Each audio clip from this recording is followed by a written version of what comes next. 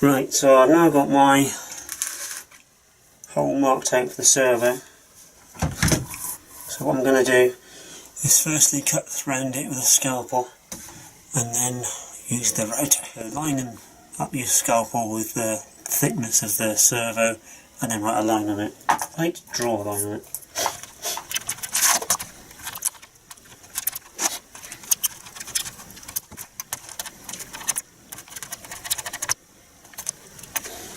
Right, so that's hopefully giving me an outline. One Dremel, one servo. The Dremel's at the same distance. And I've already done this once before and I can't actually remember what I did. So this could be horrible.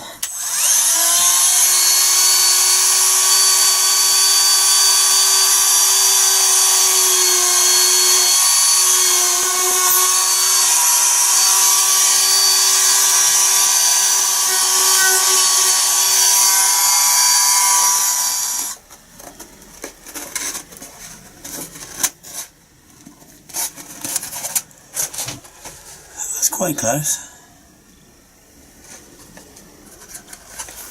These are the servos I'm going to be using. Well, it's a nice plane, so it deserves nice servos, I think. So I'm going to be using a servo tester to get them centered first. So on this tester there's 3 positions. You've got a manual, neutral and test. If you go to the neutral setting, then you know the servo's in a neutral position, so you can then attach your servo arm. So when doing this you need to have one way and one t'other way. Because obviously they'll be opposite in either wing.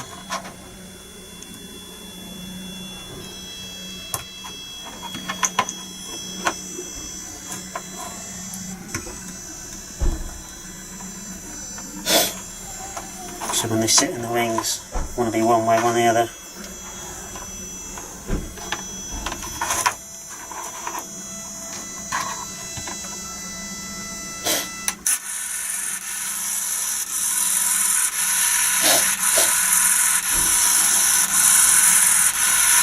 That's looking right.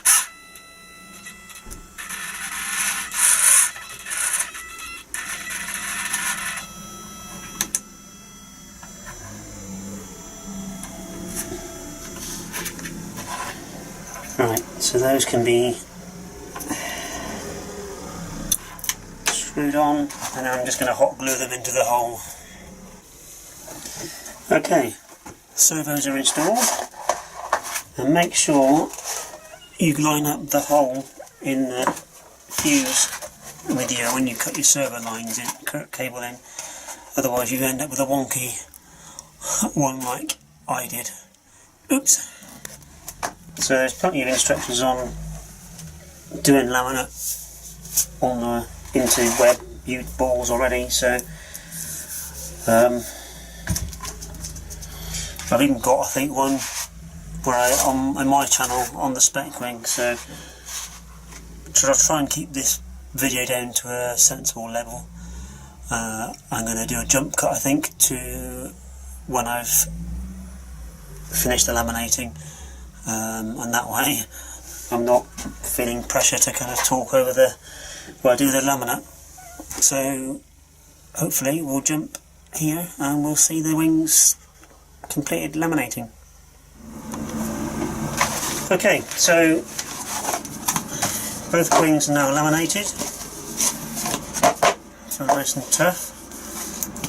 Obviously I'm going to need to cut this channel out for the fins to go in. My intention is to glue this into the fuse. I figured if I had laminate on there, I might be gluing against the foam, not the laminate. So I might have to trim these edges a little bit more to make sure laminate's not in the way.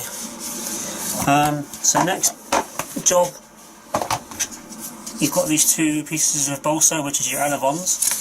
You need to currently these edges here are flat. Now you need to create a beveled edge on those.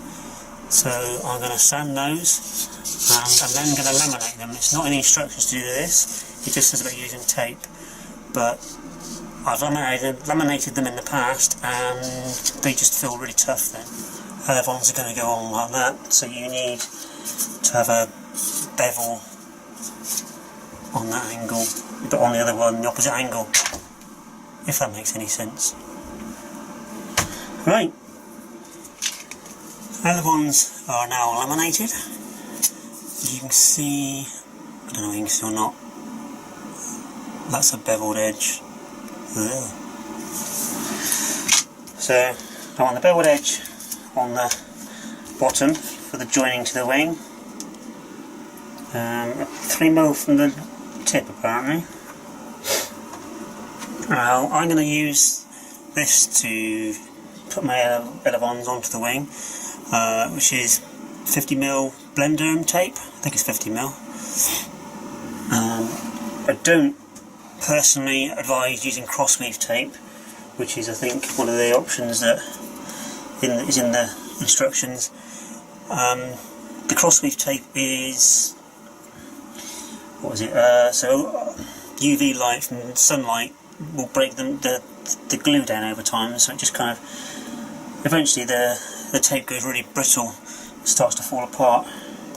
So this blender tape, it's like surgical tape. It's really it sticks well, but it's really kind of flexible. That's not bad.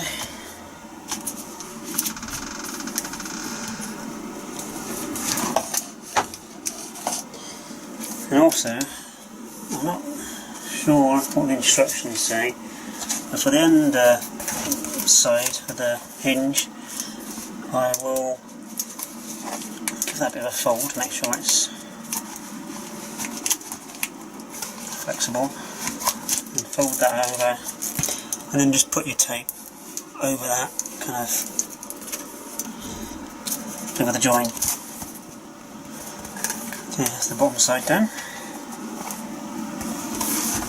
Tend to find you have to kind of squash it back down.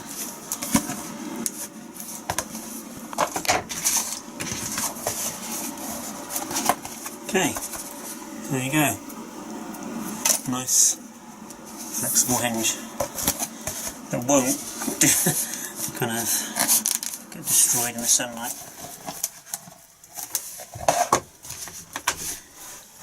Okay, aileron hinges are done.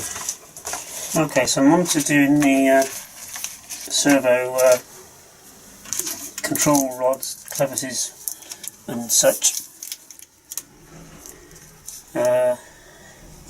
In my instructions it says cut the carbon rods to size, but mine are very clearly not carbon, they're pieces of steel. So I guess we'll use those. I don't know if that's something wrong in the instructions, or it's just a fact that there will be carbon rods in there. Production copy. I'm going to position the servo horn kind of parallel to which the arm of the servo is going to be running. So you want to get these holes nearest to the pivot as you can. Looks like a good spot there.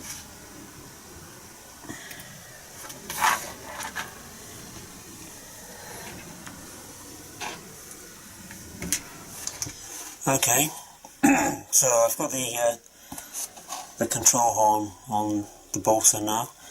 It's just a couple of screws that you can just kind of go straight through the bolster on, and there's a little back plate. I've also dremelled off the ends of the screws so it's sort of reasonably flush. So heat this rod up, push it through the horn, and I can't look at the camera to see if I'm shot and do it, and then you get a nice tight fit. So I've got the, I think it's a clevis on one end, and I've attached it just enough, kind of so I can loosen it or tighten it a fair amount if I need to. So I've got some adjustment there, and what I'll do, I'll then attach it to the servo arm. The servo is in its neutral position, so I'll get it as close as I can. Mark this end. So let's do it now. The other one's going to need to be around there. So I'm going to need to have my Z-bend start there. So I'm going to take it off. I'm going to heat it up around this mark, and then I've got some Z-bend pliers. I'll put a Z-bend in there, and then it's ready. And I've got adjustment on the clevis side to kind of fine tune it to get it as close as I possibly can. Okay, so servo's on, my Z-bend is done, and I've fit it out. What I tend to do, I put the Z-bend in, but I leave all the excess on for the moment, just to, I'm not quite sure if I'll be able to get that bend back out again, but there's no point in cutting it off until I know it's all sorted. Now, so for the trim, according to the instructions, the aileron should be flat against the wing, which it clearly isn't on mine at the moment, so I'll have to do some fine adjustment to get that flush, which I'll do now. So I'm going to need to tighten it.